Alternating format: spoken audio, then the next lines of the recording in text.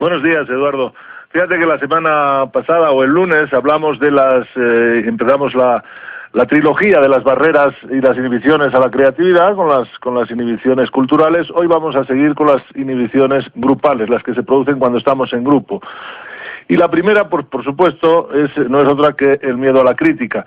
En una sociedad tan enjuiciadora y tan amiga de las etiquetas, muchas veces tememos decir en público alguna inconveniencia o cometer algún error.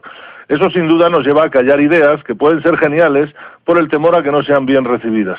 Olvidamos que todos los creadores de la historia debieron confrontarse en su momento con la verdad establecida y lo hicieron sin temor, aunque no necesariamente les dieron la razón al principio. Así es como muchas ideas mueren antes de nacer por ni siquiera haber sido expresadas en público. Muy asociada a eso está la timidez, ¿ya? Ese miedo a la crítica hace que muchas veces nos convirtamos nosotros en nuestros mayores críticos y reprimamos solos nuestras ideas antes incluso de ser criticados en público. Aun cuando no estemos seguros o la idea no esté del todo elaborada, puede ser una gran ayuda al funcionamiento del grupo. Una idea mediocre es mejor que ninguna idea porque se puede mejorar. Lo que no se puede mejorar es la nada. Hay que atreverse a expresarla. Lo peor que puede pasar es que no siga adelante.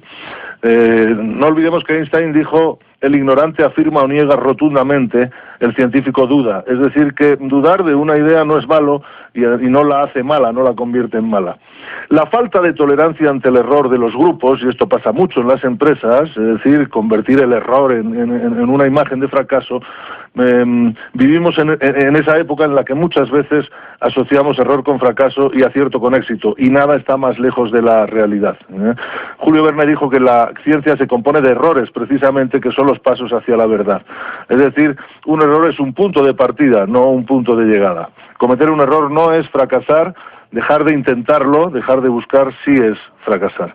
En las nuevas culturas los errores son el piso a través del cual avanzamos y nunca el techo que nos limita. Otra barrera son las estructuras jerárquicas, muy asociada a las reglamentaciones que mencionamos la semana pasada. La jerarquía es estructura y cuando esta es muy rígida, ninguna idea puede salirse de los canales establecidos.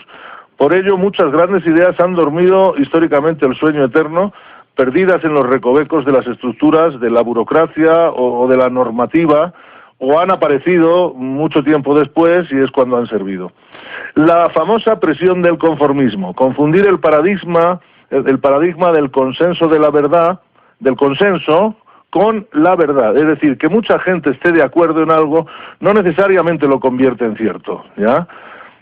Ha sido un freno histórico contra el que han debido enfrentarse muchos pensadores creativos, ¿no? Porque cuando la verdad es establecida, para crear algo diferente hay que enfrentarse a ese consenso. El conformismo nos conecta con la impotencia y con la inacción. No es lo mismo el conformismo que la aceptación, quisiera aclarar esto. Aceptar la realidad es solo el primer paso para ponerse en acción y cambiarla. Conformarse con ella es quedarnos donde estamos, pensando que ya no hay otro camino u otra posibilidad. Es muy diferente. La barrera del ridículo, que también está asociada con la timidez, al contrario de lo que se suele pensar, a veces hacer el ridículo es una actividad muy sana. Nos conecta con la humildad, con la liviandad y con el sentido del humor.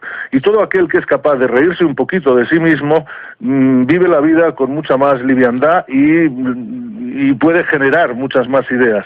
Nadie tiene siempre razón ni todo lo que piensa es acertado. Temer el ridículo, temer que los demás se rían, es de nuevo temer el juicio ajeno. Así como la mejor manera de no equivocarse es no hacer nunca nada, la mejor manera de evitar el ridículo es no exponerse jamás, no aportar nunca nada.